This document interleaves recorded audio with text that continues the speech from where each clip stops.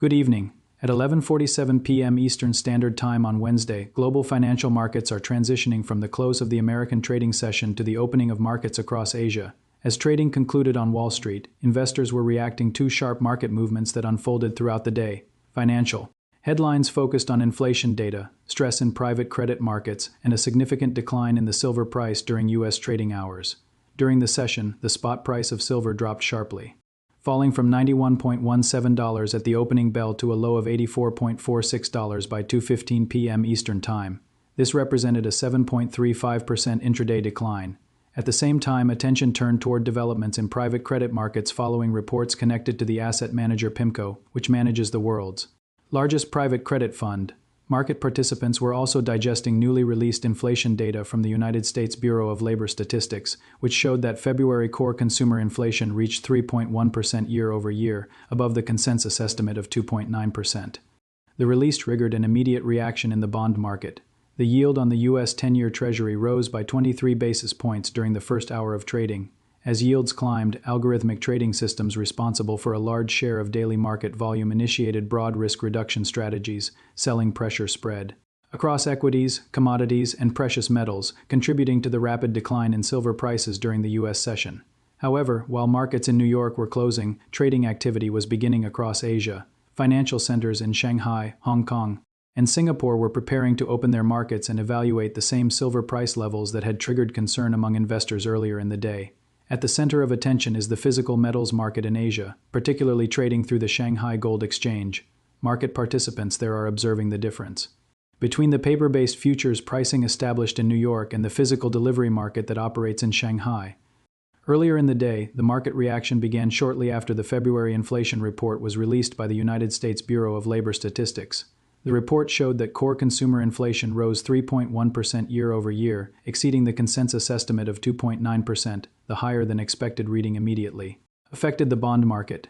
The yield on the U.S. 10-year Treasury increased by 23 basis points within the first hour of trading, triggering a rapid response from automated trading systems that monitor interest rate movements and adjust risk exposure across multiple asset classes. As these systems detected the spike in yields, broad de-risking began across financial markets. Equity prices declined, commodity markets weakened, and precious metals also came under heavy selling pressure. Silver experienced one of the sharpest moves of the day. The spot price dropped from $91.17 at the opening bell to a low of $84.46 by mid-afternoon Eastern Time, marking a 7.35% intraday decline before the New York trading session closed. At the same time, analysts pointed to developments within the private credit market as a major underlying factor in the day's volatility. Over the past 4 years, a large shadow banking structure has developed in private credit. Since the period when the Federal Reserve maintained near-zero interest rates during the pandemic and later raised rates to 5.5% in 2023, institutional investors increasingly directed capital into private credit funds offering higher yields. Pension funds, insurance companies, family offices, and other large investors collectively allocated more than $2.4 trillion to these funds. The capital was primarily lent to mid-sized companies that faced tighter borrowing conditions after the regional banking disruptions of 2023 limited access to traditional bank loans.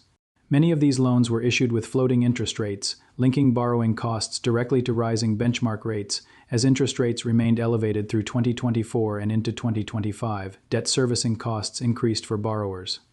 Defaults began to rise, placing pressure on the funds holding those loans. By March 2026, approximately $1.8 trillion in private credit loans were reported to be either non-performing or severely distressed.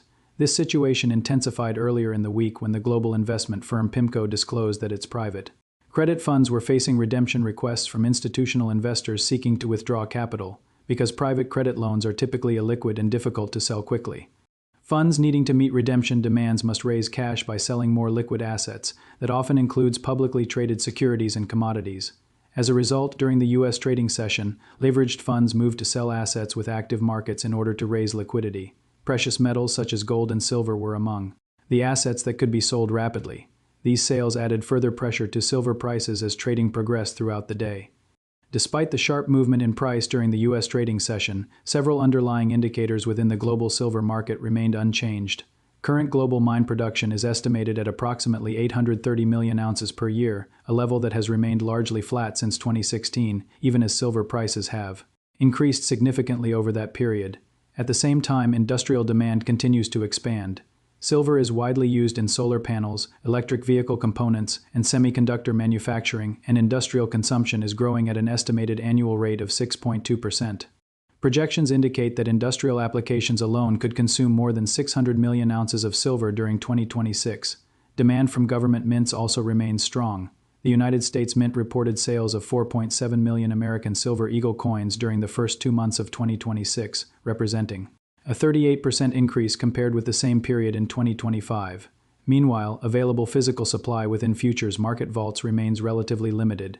Registered silver inventory on the COMEX currently stands at approximately 71 million ounces, representing less than 9% of annual global demand and marking the lowest level reported since vault data tracking began in 1973. While these conditions remained stable, attention turned toward developments in Asian markets, particularly activity on the Shanghai Gold Exchange. The structure of trading in Shanghai differs significantly from the system used in the United States. On the COMEX futures market, investors can trade silver contracts without taking physical delivery, and many positions are settled financially. In contrast, contracts traded on the Shanghai Gold Exchange are designed around physical delivery, with each contract tied to a specific quantity of metal held within exchange vaults. At the same time, broader economic conditions in China have also influenced demand for precious metals. According to recently released trade data, China reported a monthly trade surplus of $214.3 billion for February, representing the largest surplus on record and a 31.7% increase compared with February of the previous year. The surplus reflects strong export activity across sectors including electronics, machinery, solar panels, batteries, textiles, and rare earth components.